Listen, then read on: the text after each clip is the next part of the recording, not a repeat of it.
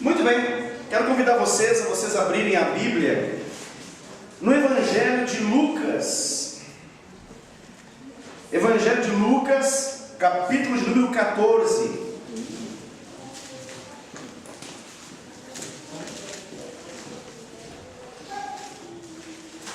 Evangelho de Lucas, capítulo de número 14.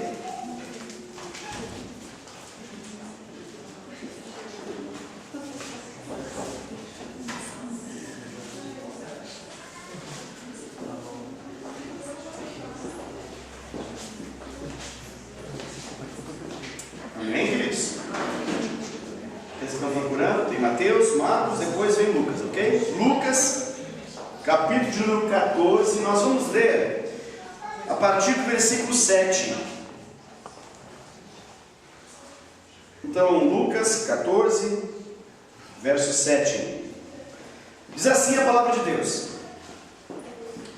reparando como os convidados escolhiam os primeiros lugares, propôs-lhes uma parábola.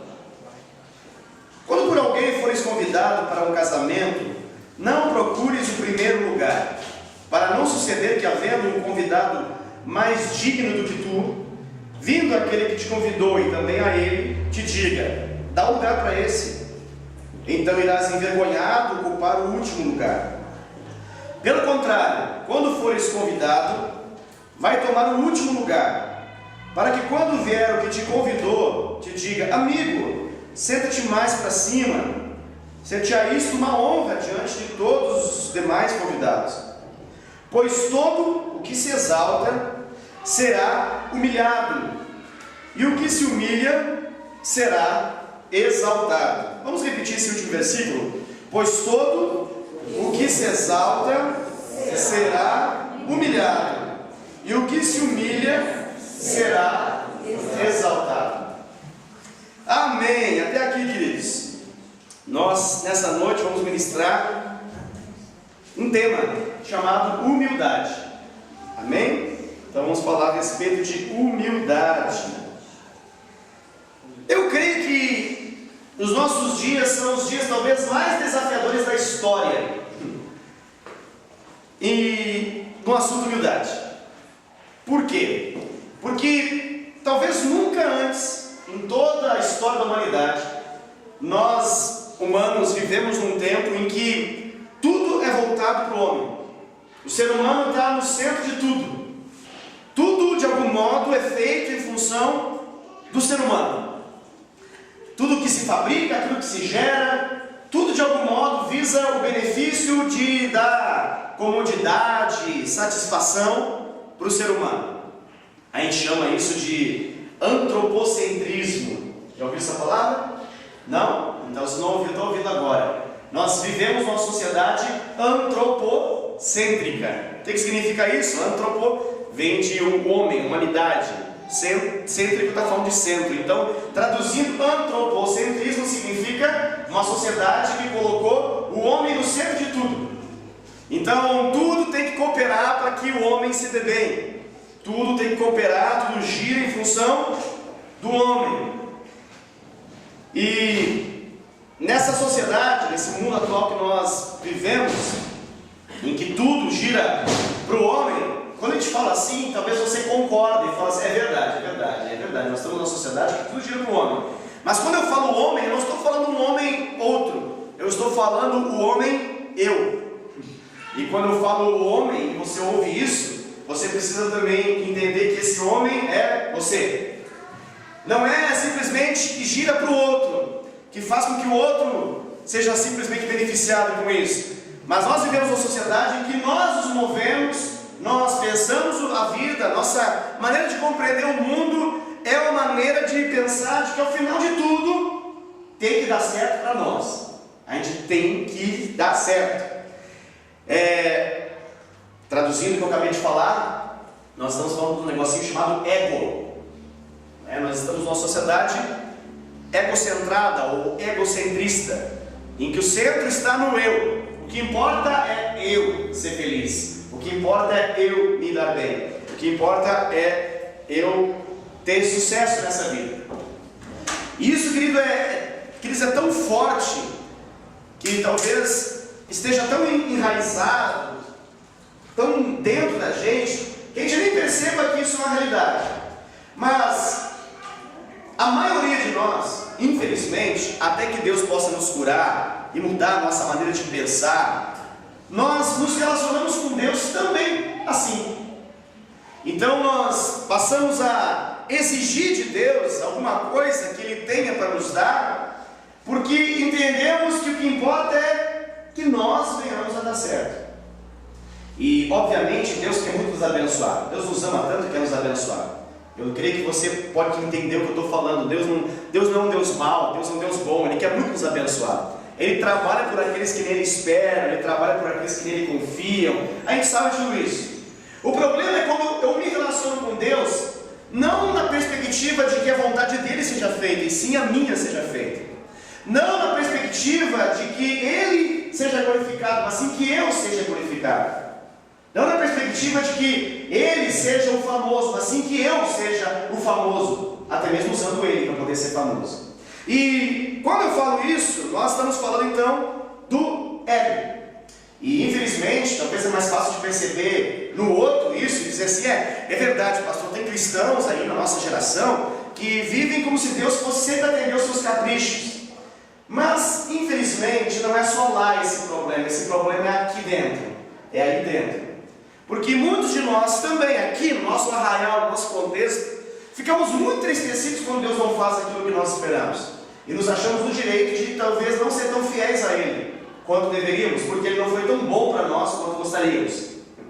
Isso funciona mais ou menos assim, quase que como se nós tivéssemos um cálculo a ser feito. Se Deus está me abençoando muito, eu sou muito fiel. Se Deus não está me abençoando muito, não preciso ser tão fiel assim. Afinal de contas, eu não falo, mas no fundo é como se eu falasse e dissesse, o importante é que a minha vontade seja feita. Quando eu falo isso, eu não estou falando só em relacionamento com Deus. Obviamente, Deus é a fonte, Deus é tudo, Deus Ele é poderoso, Ele é glorioso, né? Nós entendemos assim, né? Deus é todo poderoso, ok, mas isso também vale no nosso relacionamento interpessoal, ou seja, no nosso relacionamento um para com o outro. Muitas nossas feridas, muitas nossas dores, a grande maioria dos nossos problemas de relacionamento só acontecem por causa de um negócio chamado ego. Se não existisse o tal do ego, seria tão fácil nós nos relacionarmos. O ego é essa parte em nós que nos impede de ser humilde. Essa resistência que o pecado mantém em nossa vida, que nos impede de amolecer, se curvar, se render. E quando nós olhamos para isso, começamos a pensar nisso, nós entendemos que, infelizmente, muitas pessoas não amam mais, não porque não sabem que devem amar mais, elas sabem. Não porque não ouviram pregações que devem amar mais, elas ouviram. Não porque até mesmo em algum momento específico da sua vida oraram a Deus para poder amar mais, elas até oraram. Mas na hora de servir, elas escolhem não servir e sim serem servidas. Na hora de amar e se entregar, elas preferem não fazer isso, e preferem que alguma outra pessoa faça ou que alguém faça por elas ou para elas. Então, queridos, eu creio que esse assunto de humildade é um assunto pertinente, importante, muito importante nos nossos dias. Por que também nos nossos dias? Por que eu escolhi falar sobre isso? Porque nós vivemos, eu não sei se outra época da humanidade aconteceu isso, mas nós vivemos dias de uma grande concorrência. A concorrência é a lógica da nossa sociedade. Nós concorremos por vagas, nós concorremos por qualquer coisa nessa vida, na verdade. Nós concorremos por tudo aquilo que gostamos, queremos e somos apaixonados. Nós concorremos. E num ambiente de grande concorrência, de concorrência acirrada, eu creio que é ainda mais difícil ser humilde. Por quê? Porque em meio a essa concorrência, talvez a maioria de nós entende que humildade é igual a fraqueza. Nós não podemos ser fracos no meio da concorrência. Numa época de grande concorrência, tudo que nós não podemos ser é fracos. Nós temos que ser sempre fortes. Nós temos que nunca ser pisados, e sim, se depender, pisado. Mas ser pisado é insuportável, isso não pode acontecer comigo. Que injustiça! Isso é muito, muito injusto. Então nós não queremos perder a vez. Nós não queremos perder as oportunidades que surgem, todas nós precisamos abraçar. Nós temos que conquistar tudo que está a nossa espera para ser conquistado. Senão a gente vai ficar para trás, e a gente não precisa, não pode e não quer ficar para trás. E no meio de tanta mensagem de sucesso, e eu não estou dizendo que Deus não quer o sucesso para você, eu não estou dizendo com isso que Deus não quer a felicidade para você, mas o caminho disso tudo, biblicamente falando, é um chamado humildade. E aí que parece que nós vivemos um paradoxo, algo antagônico, ou seja, uma loucura de entender. Porque o mundo lá fora, o sucesso, ele é conquistado por tantas outras maneiras diferentes dessa que nós estamos aqui falando. E eu diria que talvez tudo que o mundo menospreza é de fato a humildade. O mundo aplaude os mais convencidos, o mundo aplaude os mais capacitados, os mais estudados, ou até aqueles que não estudaram tanto, mas que têm uma habilidade de aparentar que estudaram mais do que aquilo que estudaram. Isso é possível no mundo, né? Entre 3 pessoas que vão fazer uma entrevista, eu ia falar um exame, uma entrevista, às vezes tem um que tem mais formação que o outro, mas ele não consegue ser tão hábil na sua maneira de se apresentar, o tanto que sabe. O outro que nem tem talvez tanto conhecimento comprovado que aquele, às vezes por uma habilidade de falar, consegue muito mais longe, simplesmente porque ele consegue mostrar o quão bom ele é, mesmo que às vezes não é humilde. Já falei isso algumas vezes, mas as empresas parecem que gostam de apostar nisso. Elas esperam os resultados precisam ser rápidos, parece que esses mais assim, que se expõem, trazem resultados rápidos, mas ao final, as próprias empresas se obrigam a demitir pessoas que são pessoas arrogantes, orgulhosas, egoístas, que não sabem trabalhar em equipe, que não sabem servir as pessoas, que não sabem de fato amar. Mas nós vivemos uma sociedade assim, em que a concorrência é muito acirrada, então nós não queremos perder. E em meio a tudo isso que eu estou falando, talvez a gente fique pensando, ler essa palavra aqui, né? É a palavra de Jesus. Jesus está propondo uma parábola, ou seja, ele está contando uma história, ele está inventando história para poder falar de um princípio de crescimento, um princípio de sucesso, um princípio de dar certo na vida, um princípio de felicidade, um princípio de bem-aventurança. Volta a falar, Deus não quer a nossa ruína, muito pelo contrário, Ele quer que nós sejamos bem-sucedidos. Mas o caminho para ser bem-sucedido, biblicamente, é totalmente diferente daqueles outros que o mundo nos propõe, ou que o nosso próprio ego nos propõe. E aqui nós lemos, e nós talvez não entendamos muito, quando a Bíblia fala que quem se humilha, vai ser exaltado. E quem se exalta, vai ser humilhado. E talvez isso até numa pregação é fácil de entender, mas lá fora, no dia a dia, no meio da concorrência, tudo que nós parece que não entendemos ou desconfiamos de que isso aqui é verdade, acontece. E nós talvez pensemos, mas não deve ser bem assim, né? A gente olha para algumas coisas que, entre aspas, a gente perdeu, e a gente considera elas tão importantes que a gente pensa assim, nunca mais vou perder nenhuma outra oportunidade. Então da próxima vez eu vou me expor muito melhor, mesmo que seja mentira, mesmo que seja hipocrisia, mesmo que seja uma falsidade. O importante é ganhar. Num mundo em que o que vale é vitória, vitória, vitória, então, naturalmente, se precisar um atalho, se precisar uma desculpa esfarrapada, o que vale ao final dá certo. E eu quero dizer para você que não dá certo.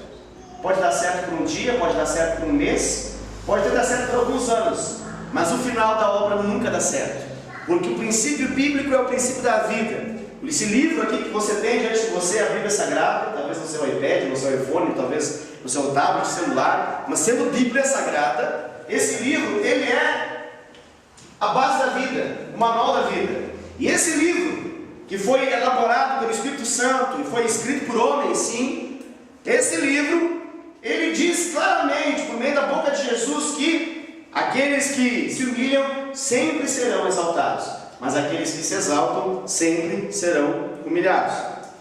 E a verdade é que nós precisamos vigiar o nosso coração. Sabe vigiar? A obra de um vigia, que você contrata para ele poder ficar sempre desperto, atento e manter o ambiente seguro. É isso que o nosso coração precisa ter. Nós precisamos de um guarda no nosso coração. Nós precisamos de um vigia em nosso coração, que nos vigie para quê? Para que até mesmo em meio aos bons resultados da nossa vida, nós não venhamos a nos afastar de Deus. Talvez você não consiga entender isso que eu estou falando nesse primeiro momento, mas eu creio que até o final dessa mensagem você vai entender. Porque eu creio que algumas pessoas, se tivessem o sucesso que elas gostariam de ter, elas perderiam a graça de Deus. Eu entendo que algumas pessoas, se elas dessem muito certo na vida como elas gostariam, a primeira coisa que aconteceria, elas se afastariam de Deus. Então Deus prefere mantê-las fracas, mas dependentes, do que muito fortes e autossuficientes. Eu também entendo, e eu acho que eu entendo muito bem do que eu vou falar, que alguns pastores, se tivessem o crescimento que eles esperam, eles se tornariam insuportáveis. Eles se transformariam em pessoas assim, insuportáveis, o caminho deles seria o inferno. Então, dito isso, eu quero dizer que na verdade o sucesso ele tem algumas armadilhas, qualquer nível de sucesso, e até mesmo o sucesso ministerial.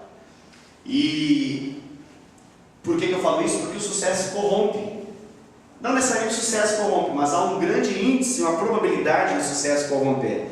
E o sucesso pode vir a corromper muito fortemente e muito rapidamente. Eu creio, de fato, de todo o meu coração, pela leitura bíblica que eu faço, pelo aquilo que o Espírito Santo trabalha na minha vida, que Deus ele vai dando crescimento na mesma medida em que você consegue receber esse crescimento. E o caminho para que você possa receber esse crescimento chama-se humildade. Você entendeu? Não. Está com cara de que não entendeu, então eu repito. Eu creio que Deus ele vai sempre dando crescimento na mesma medida em que você tem a capacidade de receber esse crescimento. E a maneira como você recebe esse crescimento, o caminho para você receber esse crescimento de Deus, chama-se humildade. Deu para entender agora? Amém. Glória a Deus. Pastor, o que isso está querendo dizer? Quero dizer o seguinte, a palavra de Deus, ela diz claramente, quando você abre a sua Bíblia, por exemplo, não precisamos abrir agora, mas em Provérbios capítulo 15, versículo 33, diz assim o versículo no final dele: a humildade, ela antecede a honra. Tudo que nós queremos é ser honrado. Tudo que nós queremos é que as pessoas possam dizer para nós o quão bons somos, o quão maravilhosos somos. Parece que a nossa alma anseia por isso. E esse sucesso, ou a honra que as pessoas podem nos dar, o caminho é justamente a humildade. Porque a Bíblia fala ali que a humildade, ela antecede, ou seja, ela vem antes da honra. Então, querido, às vezes nós exigimos honra das pessoas. E nós entendemos porque temos autoridade, obviamente, as pessoas têm que nos honrar. E entendemos que o caminho não é obrigá-las a nos honrar, e sim ser humilde, a fim de que elas possam nos honrar. Biblicamente falando, é isso. No mesmo livro, do mesmo cara que escreveu Provérbios, Salomão, Provérbios 16, versículo 18, é um versículo muito conhecido, que as pessoas até nem sabem que está na Bíblia, e muitas delas até falam como se fosse um adágio popular, um ditado popular, quando elas falam assim, ó: o orgulho precede a queda, ou o orgulho precede a ruína. Isso é Bíblia, na verdade. Provérbios 16, versículo 18 fala: o orgulho, ele vem antes da ruína. Então veja bem, a humildade vem antes da honra. O orgulho vem antes da queda, da ruína. Se eu quero honra, eu preciso humildade. Se eu quero ruína, eu preciso deixar o orgulho tomar conta. É assim. Existe um princípio bíblico que nós podemos entender, até mesmo por meio da palavra de Deus, mas a vida nos mostra que é assim, é em relação à inveja. Por quê? Porque aquilo que nós invejamos, ao invés de nós atrair, o que nós acabamos é repelindo da nossa vida. Nós distanciamos da nossa vida. Mas aquilo que nós honramos é justamente aquilo que nós atraímos sobre a nossa vida. Ou seja, aquilo que eu invejo é aquilo que eu afasto. Aquilo que eu honro é aquilo que eu atraio. Mas para que eu possa honrar, eu preciso ser humilde. Porque aquele que não é humilde tem problema em relação a honrar, tem dificuldade em relação a honrar. É desafiador demais para ele honrar. E é mais natural para ele, no seu orgulho, invejar. O que seria inveja? É querer aquilo que o outro tem. E inveja, eu diria que é como fome, né? A hora que você menos espera, bate ela. na sua barriga assim. Inveja, quando você menos percebe, você olha, dá uma vontadezinha de ter, né? Uma fome de conquista. Não sei como é que isso é para você. Vou tentar falar dos dois mundos, o mundo feminino e o masculino. Vou começar com o masculino, que é o que eu mais entendo. Mas para os homens, claro, talvez você não esteja vivendo isso, porque você ainda, talvez nem tenha isso que eu vou falar, mas à medida que você começa a ter, é uma grande probabilidade de quando você, por exemplo, está num carro assim, popular, e eis que passa do seu lado um carro não popular, você olha naturalmente na pessoa que está ali. E dependendo do tipo da pessoa, talvez você pense, merece. Mas às vezes o tipo da pessoa não entra muito de acordo com aquilo que você julga como uma pessoa digna de ter um carro não popular como aquele. Um carro assim muito exclusivo, específico e extremamente caro. E aí naturalmente você não diz isso, mas você pensa assim, que coisa, como é que pode? Que vida injusta. Enfiado em prédio, dentro desse carrão, fez nada para merecer, deve ter ganhado o filhinho do papai. E assim vai, né? Esse é o mundo masculino, a maioria, claro.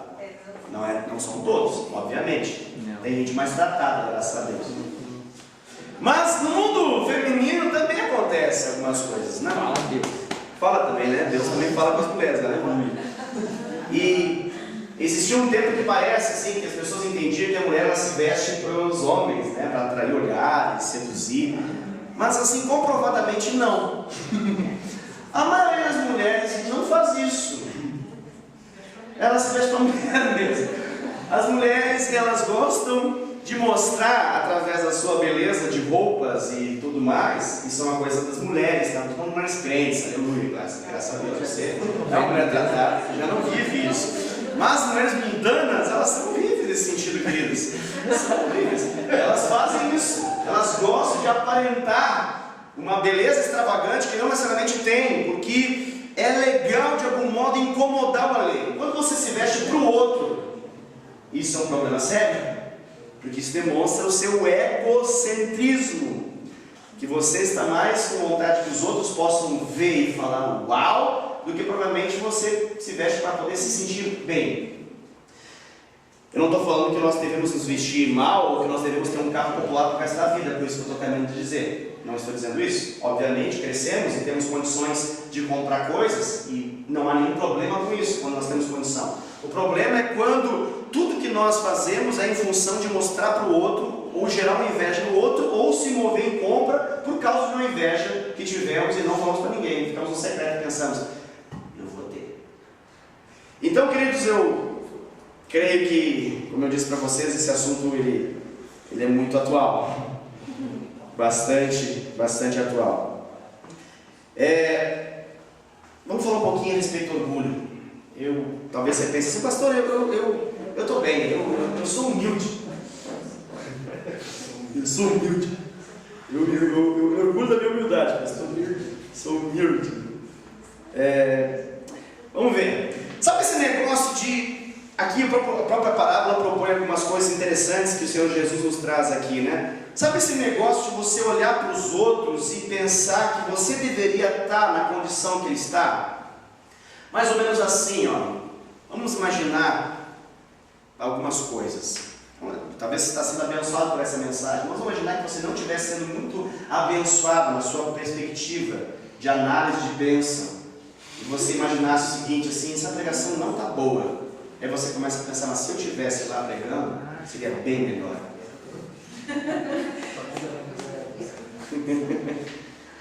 É quando você passa a pensar assim, olha, aquele líder, ele não está liderando como deveria, mas se eu estivesse na posição de líder que ele está, mas com certeza eu lideraria muito melhor do que ele. Por quê? Porque ele é fraco. Ele é fraco. Mas eu tenho a capacidade de fazer. Isso pode ser para fazer qualquer coisa, querido. Quando você tem aquele julgamento de que aquele que está fazendo alguma coisa, ele é fraco demais para poder fazer aquilo, e você é bom demais, mas você não está ali. Que coisa, que vida injusta. coloca as pessoas que não são na frente daquelas que são, né? Isso é orgulho. É orgulho, pastor? Sim. É orgulho, arrogância, tudo isso. Por que isso, querido? Porque eu tenho percebido assim ao longo da minha vida, que não é tão longa, mas eu tenho percebido que tem pessoas que têm uma dificuldade imensa de receber de Deus. Porque aparentemente elas apenas escolhem algumas pessoas que podem ser usadas por Deus na vida delas. E assim, é um crivo muito grande, alto, né? É uma coisa muito nobre esse julgamento. Então, elas determinam de quem elas podem receber. Mas a verdade bíblica é que quando você é humilde, você consegue receber de Deus até através de uma mula. Quando você é humilde, você consegue receber de Deus até se uma pedra fala com você. Quando você é humilde, você consegue receber de um profeta estranho algo de Deus. Porém, quando você não é humilde, aí, querido, você pode estar com o melhor vaso de Deus na sua frente, como as pessoas mencionam, né? E mesmo assim não receber nada. Por quê, querido? Porque a humildade tem uma prontidão de receber, e o orgulho tem uma prontidão de se fechar. O humilde ele recebe até de coisas aparentemente não tão boas, mas ele consegue extrair algo bom. O soberbo e orgulhoso, até de coisas preciosas, ele pisa no favo de mel. Ele pisa em cima daquilo que é bom. Na sua fartura de impressão, na sua impressão de fartura, ele pisa em coisas que são muito boas. Então, queridos, eu creio que ao longo da sua vida, muitas coisas vão testar o seu coração, para você perceber se você de fato é humilde.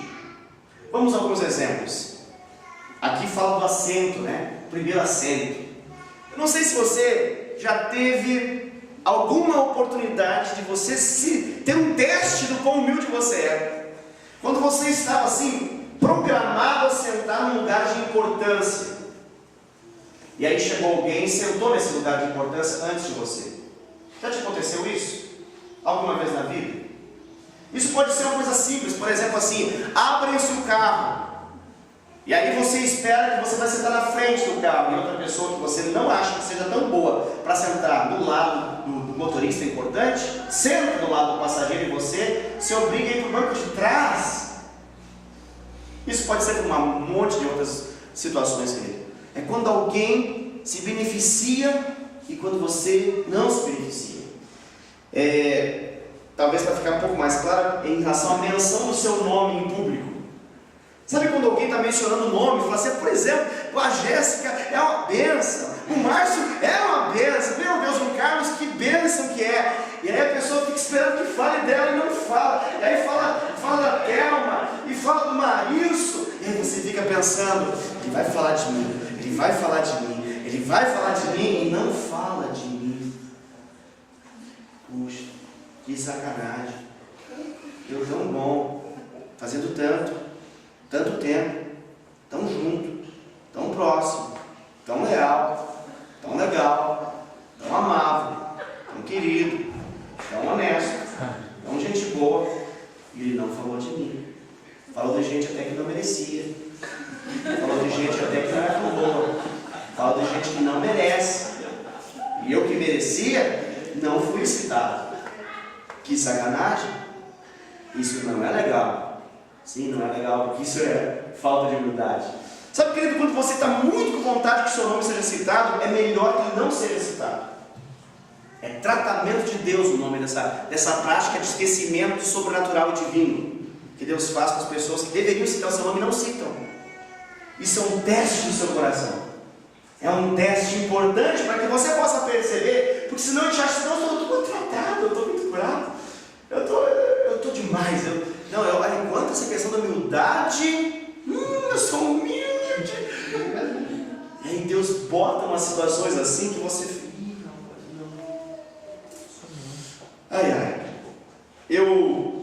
Eu creio que se você realmente não se importa que os outros cresçam mais do que você está começando a andar no caminho da humildade. Quando você olha para os outros e os outros estão crescendo mais que você e isso não te dá raiva, você está começando a ser humilde. Começando. Apenas o começo. Isso é só o começo. O sucesso, vamos lá de novo do sucesso, né? O sucesso, na verdade, eu creio que ele só potencializa aquilo que fica escondido quando nós não temos o sucesso. Traduzir de outra maneira, que eu acabei de falar. Sabe aquela ideia de que dê poder ao homem e você vai saber quem ele é? Já, isso é qualquer tipo de poder. Qualquer tipo de poder. Em qualquer área de atuação e de influência. Por isso eu creio, querido, que o sucesso, ele mostra realidades. Por isso que eu digo que Deus não pode dar sucesso para algumas pessoas que o pedem, não porque Ele é mau, mas sim porque Ele quer nos proteger de nós cairmos. Então Ele precisa nos preparar para que nós possamos estar habilitados a ter aquilo que nós temos pedido na hora certa. E até lá, há um tratamento pela frente, em relação ao nosso coração, que normalmente nós achamos que está mais curado do que às vezes normalmente está. O sucesso, ele costuma trazer à tona aquilo que está escondido lá dentro. Porque quando ninguém olha para nós, fica até fácil de ser humilde, né? No geral, todas as pessoas são humildes até que se demonstram ao contrário quando recebem algum tipo de autoridade, poder, quando sobre os olhares das pessoas vêm sobre ela. Então aí começa a se demonstrar algumas realidades. E esse sucesso é interessante, isso, qualquer sucesso, qualquer nível de sucesso. Às vezes o sucesso até assim, você pensa assim, não, esse sucesso, não, mas não importa. Às vezes só um sucesso, até pequeno aparentemente, é suficientemente poderoso para que a pessoa comece a criar uma fantasia de sucesso ainda maior. Tem pessoa que tem uma habilidade de achar que ela tem um sucesso maior do que aquilo que ela realmente tem. E como nós estamos numa geração que parece que nos promove ao sucesso, eu acho tão interessante algumas pessoas às vezes, porque tem gente que se mostra e se demonstra como se realmente tivesse mais sucesso do que realmente tem. Vou dar alguns exemplos. Eu vejo algumas pessoas com uma tentativa frenética de usar as redes sociais para ter mais sucesso. E elas demonstram assim tudo que sabem, frases de efeito, palavras fortes. E elas ficam na expectativa de testar o seu sucesso no número de curtidas que tem e comentários que são colocados embaixo. É uma tentação, por quê? Porque nós estamos numa geração Facebook, nós estamos numa geração Twitter, nós estamos numa geração que parece que nos promove a isso. Nós gostamos da exteriorização, não para que os nossos amigos simplesmente possam perceber o que nós estamos vivendo, mas às vezes é para que nós possamos impactar os outros com coisas que não realmente nós somos. E o nome disso é orgulho, arrogância, soberba. Nossa ideia de prevalecer sobre os demais. O famoso come arroz e feijão e arrota caviar. É a ideia de que o importante é que os outros olhem e fiquem, uau! Querido, esse caminho os homens podem não perceber no primeiro momento, mas Deus percebe. E Deus se opõe a esse crescimento. E esse é o triste do negócio, porque tem pessoas que demoram a entender que a batalha deles não é contra o diabo. A batalha deles não é contra os outros, mas a batalha deles, na verdade, está em relação a Deus, porque Deus está na frente deles, parando a obra. Isso é difícil de entender. Até nós começarmos a entender esse processo, às vezes demora. Eu falo isso por experiência própria. Não estou falando isso como uma mensagem para os outros, eu falo em relação a mim mesmo. Até você começar a entender que às vezes a sua luta não é com tantas outras opositores, mas na verdade em relação ao seu ego. E quando o seu ego morre, as coisas começam a acontecer. Eu falei da inveja, eu creio que a inveja ela pode ser medida, porque a vida do invejoso ela é mais ou menos o seguinte: na vida do invejoso dói mais o sucesso do outro do que o seu próprio fracasso. Quando o sucesso do outro dói mais do que uma perda que você tem, você pode começar a perceber que é alguma coisa a ser tratada na sua vida. Isso chama-se inveja. Quando você fica assim meio frustrado quando alguém dá certo, quando alguém é promovido, quando o nome da pessoa é citado, quando a pessoa ministra, quando a pessoa prega, também na igreja isso pode acontecer, e as pessoas gostam dele, dela, e você fica, puxa, mas que coisa, eu estou aqui tanto tempo e ninguém dá o mesmo crédito para mim. Então, querido, o nome disso chama-se inveja. E, como eu disse, esse caminho, na verdade, ele tende à ruína. Sempre que um líder, eu creio assim, sempre que um líder forte se manifesta com orgulho, Deus se lembra do diabo. E quando Deus se lembra do diabo, isso não é bom. Porque Lúcifer, ele foi um líder muito forte. Lúcifer foi uma personalidade extremamente forte. Um líder de uma grande capacidade, de uma grande autoridade, de uma grande capacidade de influência. Ele é mencionado na Bíblia assim. Mas a Bíblia fala que um dia se encheu o coração dele de orgulho.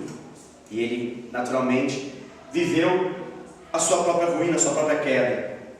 Então, querido, não entre por esse caminho do orgulho, porque o orgulho é o DNA de Satanás, assim como a humildade é o DNA de Deus.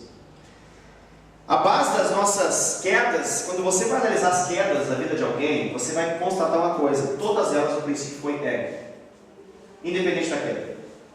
Às vezes nós queremos resolver alguns problemas que parecem muito críticos, na área da sexualidade, na área da identidade da pessoa, na área de caráter, na área, sei lá, de um pecado específico. Nós ficamos tratando roubo, pornografia, nós ficamos tratando adultério, nós ficamos tratando situações como essa. Nós achamos que tratou elas, pronto, está resolvido. Quando você não toca na base, você descobre que às vezes só muda o pecado, porque a base está corrompida. A base que corrompe é o ego, essa base do orgulho. Esse orgulho pode ser chamado de arrogância, pode ser chamado de ego, pode ser chamado de a nossa decisão de fazer as coisas do nosso jeito, de se achar autossuficiente. Isso tudo é ego, querido. E isso, na verdade, é um problema inerente à nossa natureza. Ou seja, isso é um problema do ser humano. Não é um problema do cachorro, da árvore ou do sol. Esse é um problema nosso, por causa da queda. E apesar de que isso biblicamente está ali escrito, de que vai levar à ruína, parece que a gente demora a entender. Parece que falta inspiração suficiente que nos faça entender a agir com humildade, ser mais amável, ser perdoador, amar, se sacrificar. Ou seja, agir como Jesus agia, né? E eu creio, queridos, que o cristianismo verdadeiro, o verdadeiro cristianismo, a verdadeira vida com Deus, é demonstrada por meio da humildade. A verdadeira vida com Deus é demonstrada por meio de uma humildade genuína e de uma vida de sacrifício e renúncias. Sempre que você vê uma obra grande que Deus edificou, você vai ver que houve muita renúncia nela. Sempre que você vê e perceber assim, de fato, constatar no seu coração que há uma obra grande que Deus elaborou na vida de alguém, ou numa estrutura, numa instituição, saiba que muitos egos foram mortos ali, para a glória de Deus. E a humildade é uma coisa interessante, porque a humildade em si mesma é uma virtude humilde. Como assim uma virtude humilde? Não entendi. É porque quem se vangloria da sua humildade, na realidade, tem falta dela. Você não pode dizer assim, eu sou humilde, porque a medida que você fala isso, você deixa de ser. A humildade é uma virtude muito tímida.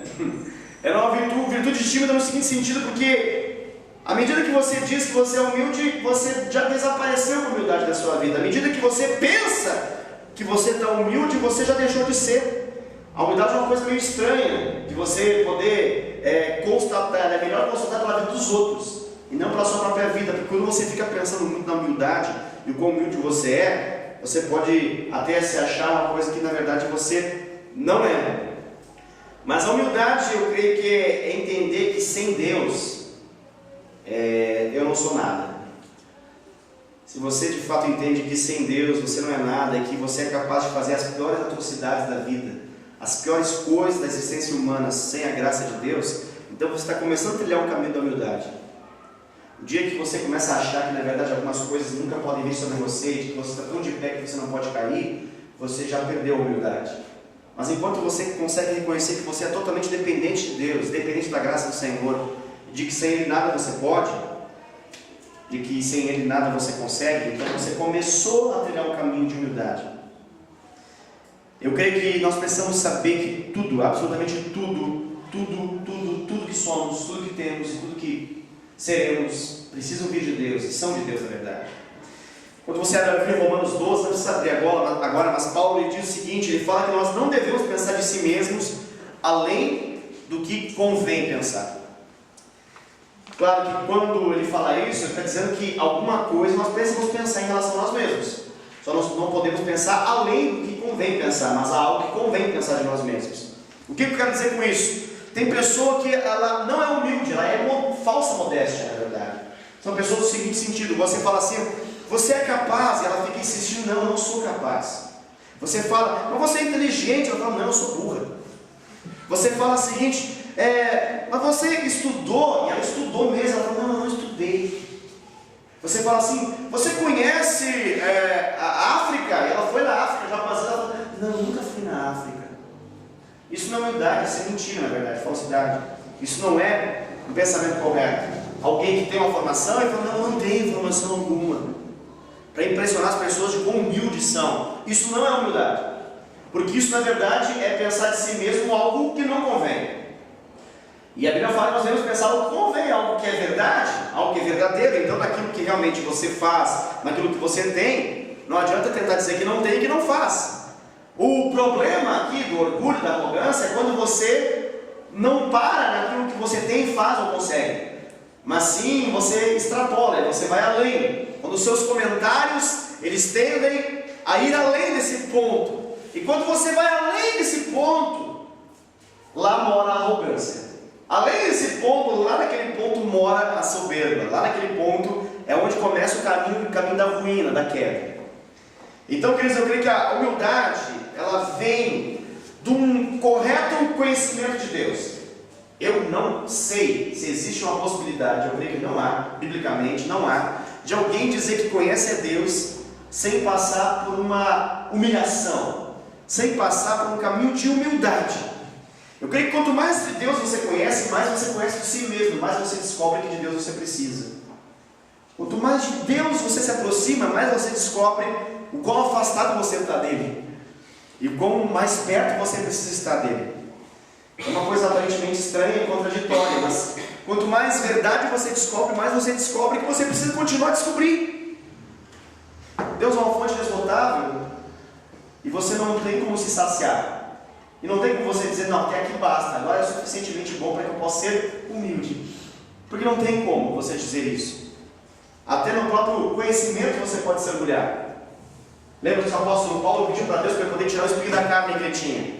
Alguns suspeitam que era uma enfermidade física, talvez uma questão de cegueira. Outros suspeitam que era uma questão na alma. Não se sabe ao certo o que é, só tem suposição. Mas uma coisa aconteceu. O grande apóstolo Paulo, que foi responsável pela cura de tantas pessoas, pediu a Deus, não apenas uma, mas 3 vezes, para poder ser tirado dele o espinho que estava na sua carne. Sabe o que Deus respondeu para ele? Não. Ele perguntou, por que Deus? E Deus falou para ele que a graça de Deus bastava na vida dele. E ele entendeu da parte de Deus, ele revelou isso por meio da Escritura Sagrada, de que Deus mantinha aquele espinho na carne para que ele pudesse ser fraco diante de Deus, por causa das grandes revelações que ele teve de Deus. Ou seja, Deus precisa colocar freios em nós, até mesmo em meio às grandes revelações que temos. Porque em meio às grandes revelações, Lúcifer se perdeu. Então louvado seja Deus quando Ele coloca um freio na sua vida para que você não se perca em meio às grandes revelações que você tem. Porque se tem um perigo que existe, chama-se orgulho espiritual. E o orgulho espiritual, ele é semelhante a todos os demais orgulhos, mas a sua diferença é que ele é em coisas espirituais. É quando você começa a não se relacionar mais com as pessoas por amor, mas sim em função do quão bom você é em Deus, o quanto você fala em línguas, o quanto você profetiza, o quanto você ora e as coisas acontecem, o quão sobrenatural você é. E isso, querido, é terrível, porque é um caminho de ruína. Jesus, ele andava com prostitutas, ele andava com pessoas que nada conheciam de Deus. E aparentemente, pelo que nós percebemos, poucos foram aqueles que de grande conhecimento tinham e se aproximaram dele. Poucos foram os fariseus que de fato se converteram. Aqueles que mais conheciam foram os que menos conheciam. Ao ponto que Jesus olha para eles e fala assim, vocês não conhecem a Deus e nem as Escrituras Sagradas. E os caras são os que mais conheciam. Mas por que eles não conheciam? Porque Deus resiste à soberba daqueles que conhecem sem humildade. Esse conhecimento não gera nada. Nada. O conhecimento que gera alguma coisa é fruto de humildade. O conhecimento que é gerado sem humildade não gera poder de Deus.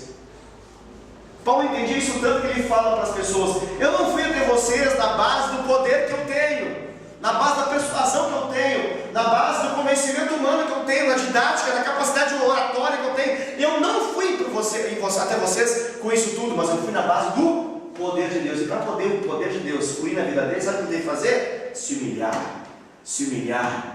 humilhar debaixo da poderosa mão de Deus. Ele conhecia que ele precisava de Deus. E aí eu quero falar algumas outras coisas também a partir disso. Porque assim como o apóstolo Paulo ministrava na base do poder de Deus, isso significa que qualquer ministração que nós devemos fazer para as pessoas à nossa volta, também tem que ser do mesmo modo. Às vezes nós queremos ministrar algumas verdades para as pessoas à nossa volta, para os discípulos, para os liderados, ou até em nossa casa, e nós achamos que nós vamos conseguir na base de um convencimento humano. E o apóstolo Paulo deixou claro que não tem como fazer isso. O caminho é humildade e fé. Porque para poder a fé se manifestar, tem que ser humilde, porque a Bíblia fala que para a fé operar, você tem que crer que Deus existe, que Deus vai te recompensar. Mas para que Ele possa te recompensar, você precisa se humilhar debaixo da poderosa mão dEle, para que Ele em tempo oportuno possa te exaltar. Ou seja, fé e humildade andam juntas. Eu falo isso porque nós como humanos somos muito tentados a tentar mover a mão de Deus na base da nossa capacidade. E Deus não se move na base da nossa capacidade, Ele move na base da nossa fé, da nossa humildade. Amém, queridos? Amém. Glória a Deus. Eu creio que a humildade é uma noção clara daquilo que somos. Uma noção clara. A humildade, ela nos coloca nos pés do chão. A humildade, ela nos faz perceber o que de fato temos, somos, vivemos. E a fé, ela é uma inspiração para buscar algo que ainda não se manifestou na nossa vida, mas que vai se manifestar. A humildade, eu creio que é além de considerar os outros maiores do que nós mesmos, mas ela também é saber aquilo que nós somos, aquilo que nós fazemos, aquilo que nós possuímos, entender que isso tudo só pode acontecer por causa da graça de Deus. Como que a humildade se revela, querido? A humildade se revela sempre pelo serviço ao próximo. A humildade, ela sempre vai se revelar por meio de uma atitude de servo, de serviço. Por quê? Porque o soberbo não serve, o orgulhoso não serve, o arrogante não serve. Só quem serve é aquele que se coloca como servo. E para se colocar como servo tem que ser humilde, porque o arrogante não aceita condições de serviço. Você fala para o arrogante, fica na porta, ele não quer ficar na porta. Você fala para o arrogante, pega esse gasofilaço e leva até ali, ele acha humilhação fazer isso. Você fala para o soberbo, fica no data show, ele vai falar assim, tá louco, data show, eu queria microfone. O soberbo, ele não aceita coisas pequenas no seu entendimento, porque ele se acha muito bom, porque ele se acha muito grande, porque ele se acha muito poderoso. E incrivelmente parece que Deus vai continuar resistindo ele, até que ele caia em si e perceba que ainda não é o tempo para que ele possa alcançar mais coisas. O soberbo, ele tende a não praticar o que lhe é pedido. O humilde, ele tende a obedecer o que lhe é dado. E na sua humildade ele cresce. Normalmente o soberbo não se considera soberbo, porque soberbo é que nem bafo. Aquele que tem não costuma perceber que tem.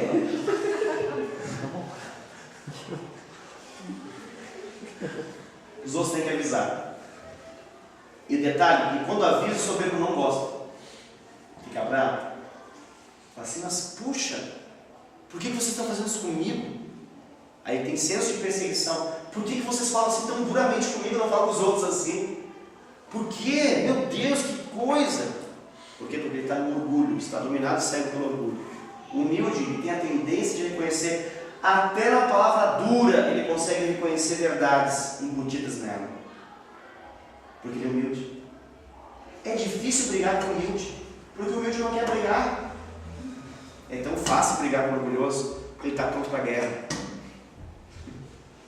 O humilde, você fala duro e fala, agora eu acabei com ele. Ele se humilha mais, enquanto você menos espera, ele está crescendo na sua frente. O caminho mais fácil de abater o orgulhoso é elogiado. Por isso que a Bíblia fala que nós somos provados pelos elogios que nós recebemos. Então, tapinhas nas costas, sorriso legal e isso tudo pode ser uma grande pedra de tropeço na nossa vida. Agora, naturalmente, nós não devemos falar para as pessoas, não façam isso, mas nós devemos saber como que isso chega ao nosso coração e como nós lidamos com isso. Como que você lida quando você recebe elogios? Como que você lida? Como que isso chega para você? Essa honra você pega direto e coloca para Deus, ou no seu coração você recebe e fala, é verdade, eu sou o cara mesmo, eu sou indispensável. Nossa, olha, sem a minha presença, eu não sei se a coisa seria tão boa. Eu realmente sou a última bolachinha do pacote, o último dos moicanos. Eu sou Eu sou o que precisava, eu sou o último gás da Coca-Cola, eu sou o cara. Esse senso de eu sou o cara é soberba, querido. Quando eu era mais jovem, na minha fé, eu achava que Deus, Ele fazia assim, né? Eu falava assim, Deus, me faz mais humilde, Senhor. É bonita essa oração, eu acho bonitinha ela. Só que eu descobri que esse negócio é complicado, sabe? Porque parece que quanto mais eu pedia humildade para Deus, mais eu me humilhava. Eu queria humildade, eu não queria ser humilhado. E o detalhe é que o segredo é você ser humilhado e ficar calado. E isso é horrível. O ego não gosta. O ego esperneia, chora. Ele faz teatro no supermercado, quando a criança joga no chão. O ego faz isso dentro da gente. Fala assim, eu não aceito. Que coisa ruim isso, né? Mas é Deus, irmãos. Quando você pede humildade no seu quarto, sabe que Deus vai ouvir e vai entender. Sabe o que vai dar para você? Um monte de situação injusta.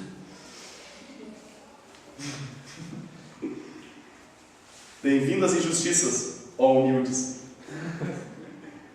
A gente quer ser humilde, mas a gente não gosta de ser humilhado. E na verdade parece que o caminho da nossa humilhação, ou melhor, da nossa humildade, passa por humilhação. Por quê, querido? Porque a soberba, ela não aceita o convite. Você não fala para a soberba, ó soberba, por favor, desça essa escada, por gentileza. A soberba não respeita isso. A soberba precisa ser empurrada a escada abaixo. É verdade. Você não fala para ó ego, vamos atender esse convite da graça de Deus? Por favor, desça a escada e se humilha. Não, o ego nunca respeita a humildade. Como é que eu lido com o ego, pastor? Na base da pancada. Só assim. Você tem que matar o seu ego dentro de você. É isso que o apóstolo Paulo fala de esmurrar o corpo, é isso que ele está se referindo. Ele esmurrava as vontades do seu corpo, na verdade ele está falando do seu ego. Isso não é fácil, porque não é os outros que esmurram. Os outros podem esmurrar a vontade, tem gente que é esmurrado o resto da vida, e ainda assim não fica humilde. Dá até pena de ver. Tem gente que vai passar a vida sendo esmurrado. Ó dó, a formiguinha. E não vai ficar bom. Por quê? Porque o problema não está no mundo externo, está dentro da pessoa. Mas pela graça de Deus tem pessoas que dão algumas esmurradinhas, levam da vida e recebem todo o ensinamento de Deus para que possam crescer. Querido, eu queria que você pudesse entender que a humildade, ela está dentro de uma faculdade, de uma grande universidade de Deus chamada Soberania Divina. E nessa universidade de Deus chamada Soberania Divina tem uma faculdade muito preciosa nisso, chamada Humilhação do Crente. Aleluia. No final diz isso, aleluia. Diz lá, diz mesmo. É o nome da faculdade. Por que, querido? Porque você precisa entender que Deus não fecha os olhos na sua vida. Deus não se esquece de você e vai atender outra coisa lá no Japão. Aí ele fala, puxa, me esqueci dos crentes da Igreja da Aliança. Como é que eu pude fazer isso? Não, Deus não tem esse senso de esquecimento. Deus não se esquece de nada. Então às vezes ele fica assim, ai, Deus esqueceu de mim. Querido, nada na sua vida é por acaso, até as suas derrotas não são por acaso. Até os seus aparentes fracassos não são por acaso. Todos eles são possibilidades imensas de que você possa ter virtudes no seu caráter, que só podem se manifestar por meio do sofrimento. E a humildade é sofrível de tê-la. Não acontece vir em posição de mãos. Receba a humildade. Não tem como fazer isso. Até a gente queria, né? E nos homens mais abençoados da terra, aqueles que a gente acha mais humilde, e aí receber através da imposição de mãos, não vai funcionar assim. Funcionaria mais se a gente se aproximasse deles e começasse a perceber como é que eles agem em situações de descontrole humano. E quem sabe nós seríamos inspirados a fazer o mesmo, por imitação. Mas a humildade ela é assim. Então, eu aprendi algumas coisas. Eu aprendi que a gente só aprende humildade através de uma obediência constante à vontade de Deus. Na maioria das vezes a vontade de Deus não tem nada a ver com a nossa. Que triste. Foi o nosso ego. Mas a maioria das vezes a vontade de Deus não bate bem de acordo com a nossa. Porque a nossa, ela está comprometida. Ela foi batizada. Sabe que a vida batizada? A nossa vontade está batizada com o pecado. Não dá. Você vai extrair da sua vontade alguma coisa, vai ser bom. E quando você descobre, isso aqui não é 100% sadio não. Porque ela está comprometida, a nossa vontade está comprometida com o pecado. A Bíblia deixa claro que o nosso coração está comprometido com o pecado. Então não há que no nosso coração nós estaremos de uma boa vontade para com Deus. Não há. Então dependendo da nossa alma é terrível. Nós precisamos apostar em depender da vida do Espírito. Porque no nosso espírito há humildade. Nosso espírito está pronto para Deus. Nosso espírito é o lugar onde o Espírito Santo mora. Nosso espírito é o lugar onde nós podemos, na verdade, viver a vontade de Deus de forma poderosa. A gente aprende humildade, querido, deixa eu falar um segredo para você, sem se defender e sem se justificar. E isso é terrível para a gente. Terrível. Porque a gente gosta de explicar nos mínimos detalhes o porquê que erramos, porque o nosso erro, diferentemente do outro, tem uma explicação melhor. O outro, quando erra com a gente, é um cretino.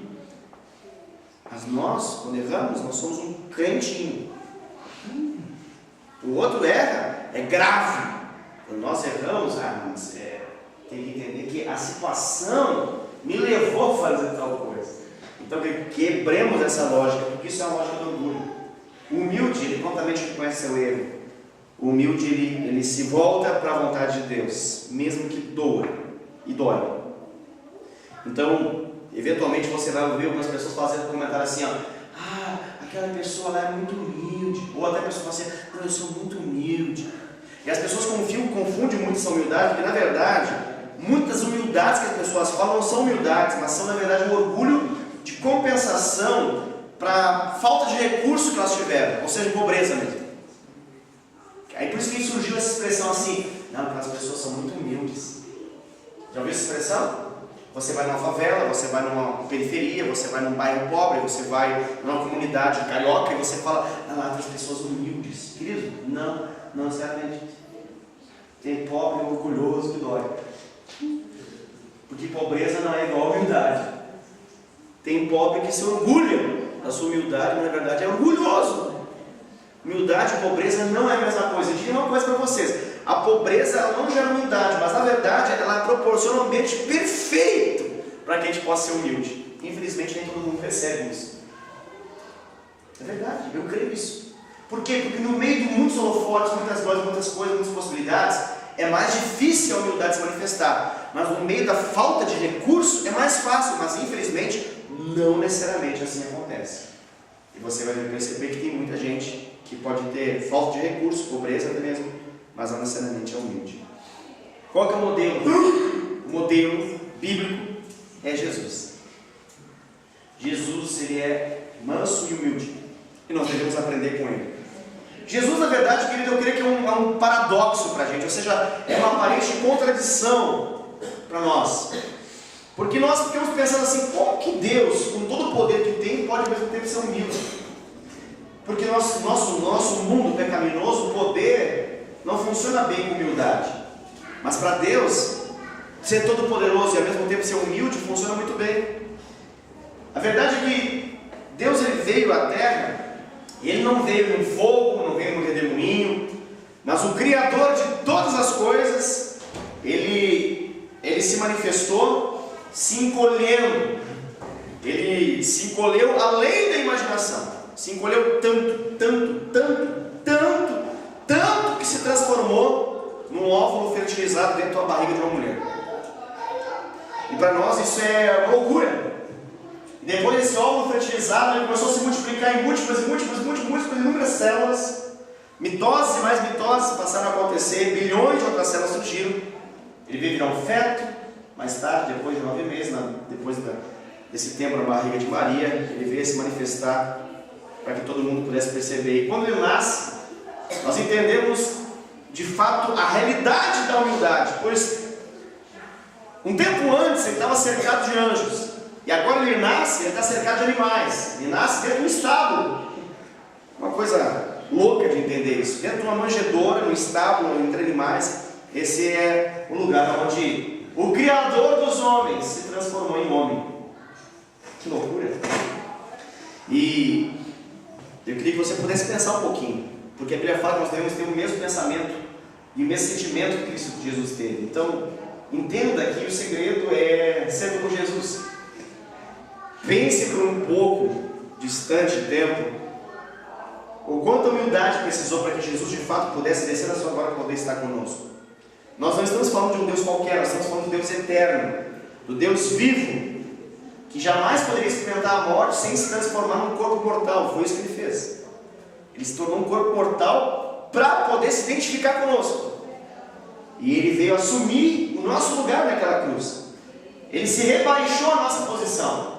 E quando você vê a vida de Jesus, você pode pensar, como eu também já pensei, que o Messias poderia vir de outro modo. Na verdade, os judeus até hoje não aceitam Jesus, porque eles estão pensando até hoje que o Messias deveria se manifestar como um grande guerreiro, cheio de glória, honra, poder e pompa, como um rei de uma nação. Mas não, ele veio como um óvulo fertilizado, como eu acabei de dizer. E veio diante de uma família humilde, numa situação completamente humilde, para poder fazer o quê, pastor? Por que Deus resolveu se rebaixar tanto? Quando ele se encarna no homem, quando Deus se manifesta, por que ele se rebaixou tanto?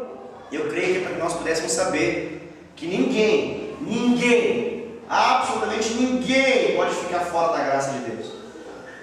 Eu creio que ele fez isso para que todos nós pudéssemos saber que todos, até os mais pobres e humildes dessa terra, em termos monetários mesmo, eles estão diante dos olhos de Deus. Então Deus desceu e colocou-se no lugar do ser humano. E com isso ele está falando que nós devemos nos colocar no lugar do outro. E ele fala ainda mais, o apóstolo Paulo, nessa mesma passagem em Filipenses 2, ele fala o seguinte, que nós devemos considerar o outro superior a nós mesmos. O que Jesus fez, ele se rebaixou para nos elevar. E para fazer isso, ele fez isso porque ele nos considerava amados. Ele nos colocou na posição de honra no coração dele. A salvação não poderia ser só em palavras, ela precisava de uma atitude. E ele agiu assim. Amém, queridos? Amém. Glória a Deus. Aleluia. Louvado seja o nome do Senhor Jesus. Eu queria falar tudo isso para você, para que você pudesse considerar um pouco a respeito de humildade. Eu queria pedir que você, no nome de Jesus, pudesse conversar com Deus nessa hora, em relação ao que você ouviu nessa noite. Talvez você descobriu algumas tentações que você nem reconheceu na hora. Tentações em relação a você ter um benefício em detrimento de outro, ou quando o outro tem um benefício e você não tem, você fica com inveja, você fica ressentido com o sucesso alheio. Eu creio de fato que a humildade pode ser bem medida quando o outro tem sucesso e você não tem, e você ainda assim consegue se alegrar com ele. Esse é um caminho bom de humildade. Então eu queria que você pudesse reconhecer que sem humildade você não pode crescer. E o crescimento que você espera e Deus quer para você, o caminho dele é através da humildade. Então, se abaixe diante da presença do Senhor. Não tenha uma dura cerviz, ou seja, não tenha uma coluna que não se dobra. Não seja um obstinado no seu erro, mas reconheça o caminho de Deus é humildade. Nessa humildade Deus talvez possa te levar a você pedir perdão para alguém. Nessa humildade Deus pode te levar a você se reconciliar com alguém. Nessa humildade você talvez vai precisar amar alguém que você não tem conseguido amar. É interessante, quando você tem problema de relacionamento com alguém, basta você começar a orar. Deus te incomoda e te torna humilde para que você possa ir até a pessoa e acabar com o problema. A maioria dos problemas que você tem com as pessoas só continuam porque falta humildade de você ir para Deus e falar o nome dessa pessoa em oração. E falar para Deus, Deus, muda meu coração. Então, querido, eu queria que você pudesse fazer isso nesse momento. Eu queria que você pudesse fechar seus olhos e abrir seu coração para Deus e começar a falar com o Senhor. E dizer para Deus, Deus, muda meu coração, Senhor. Muda minha vida, Senhor. Faça com que eu não venha depender, Senhor Deus, da minha alma. Eu quero depender do Teu Espírito. Eu quero viver a humildade de Cristo Jesus. Eu não quero pensar de mim mesmo além do que convém. Eu quero reconhecer a Tua graça em tudo aquilo que eu sou, aquilo que eu faço, aquilo que eu tenho. Eu quero reconhecer que sem Ti eu nada sou. Eu quero reconhecer que tudo que eu tenho, que eu faço, que eu sei, que eu consegui, na verdade foi o fruto total da Tua graça e da Tua misericórdia. não é porque eu tenho alguma coisa boa em mim, porque em mim mesmo, de mim mesmo, nada de bom há. Tudo de bom que há em mim foi colocado pelo Senhor. O Senhor é o autor e o consumador da minha fé. Tu és tudo, Senhor. De fato, é tudo o que eu preciso, e tudo o que eu quero, tudo o que eu preciso ter. Fale com o Senhor, querido. Abra o seu coração para Ele, reconheça a sua culpa, se arrependa diante dEle nesse momento. Se você precisa externar isso para alguém, eu quero te desafiar a você externar isso para alguém, você reconhecer que talvez você foi orgulhoso, soberbo, arrogante, talvez num comentário, talvez numa situação qualquer que aconteceu. Sabe que Deus sempre vai favorecer a humildade, e Deus sempre vai desfavorecer o orgulho. Então, costumeiramente, trilhe o caminho da humildade. Não seja duro na capacidade de pedir perdão para as pessoas. Seja alguém que pede perdão assim. Em nome de Jesus. Senhor, faça-nos como Cristo, faça-nos como Jesus. Faça-nos como Jesus, Senhor. Nós não queremos ser como Lúcifer, nós queremos ser como Jesus, que apesar do líder que era, serviu aos seus liderados. Nós queremos servir, Senhor, das pessoas que nos servem. Lúcifer só queria ser servido. Jesus, Ele serviu a todos. A todos. Jesus excedeu a humildade de todos que vieram antes dele e de todos que vieram depois dele.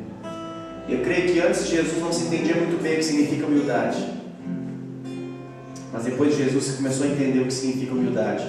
Quando Jesus lavou os pés dos seus apóstolos, dos seus servos, Ele mostrou o caminho dessa humildade. Senhor, faça-nos que nós não viemos a não servir as pessoas, mas sim servir as pessoas.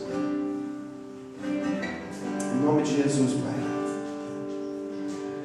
Nós queremos sucesso, nós queremos crescer, mas nós não queremos o sucesso por qualquer custo, a qualquer preço.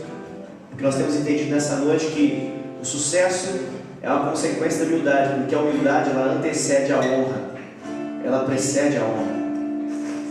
Se nós queremos honra em nossa casa, Pai, nós precisamos ser humildes. Se nós queremos honra em nosso ministério, nós precisamos ser humildes. Se nós queremos honra em nossa empresa, o caminho é a humildade. Então, Senhor, quebranta o nosso coração. Se necessário nos humilhar, nos humilhe, porque talvez seja o único caminho para que nós possamos nos tornar humildes. Nós queremos tanto ser humildes, mas nós não gostamos de ser humilhados. Mas nos conceda humildade, Senhor. Nos ensina humildade. A gente precisa aprender humildade contigo, Senhor. Tua palavra fala que o Senhor é humilde e manso de coração. Nós queremos ser mais mansos e mais humildes. Nós queremos de fato, Pai, de fato, considerar as pessoas à nossa volta mais superiores a nós e servi-las, e não ser superiores a elas e fazer com que elas sempre nos sirvam. Por favor, Senhor, nos ensina isso, em nome de Jesus. Não quero ir por atalhos, quero seguir o caminho que tu preparaste para mim, Senhor.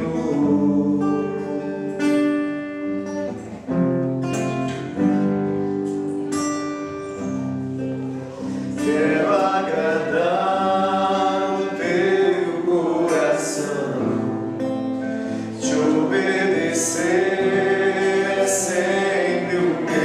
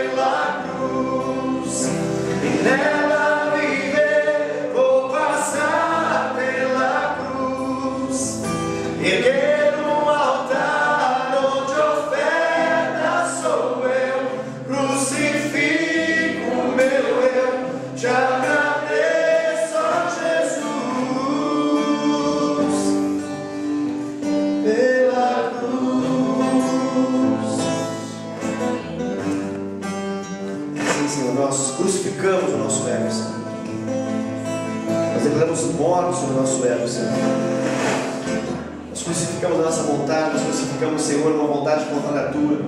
E nós reconhecemos que o Senhor e a tua vontade é melhor do que a nossa, e nós queremos a tua vontade, não a nossa, Senhor. A semelhança de Jesus que disse que convém que a tua vontade seja manifestada na vida dele e não a dele. Nós queremos dizer para ti, Senhor, convém que a tua vontade se manifeste e não a nossa. Em nome de Jesus, Senhor. Abençoa as nossas vidas, Pai, abençoa a nossa semana. Que tenhamos uma semana abençoada, poderosa, cheia da tua glória, do teu poder, mas que nós possamos trilhar um caminho de humildade. Que nós possamos aprender contigo, que é manso e humilde de coração. Em nome de Jesus. Amém.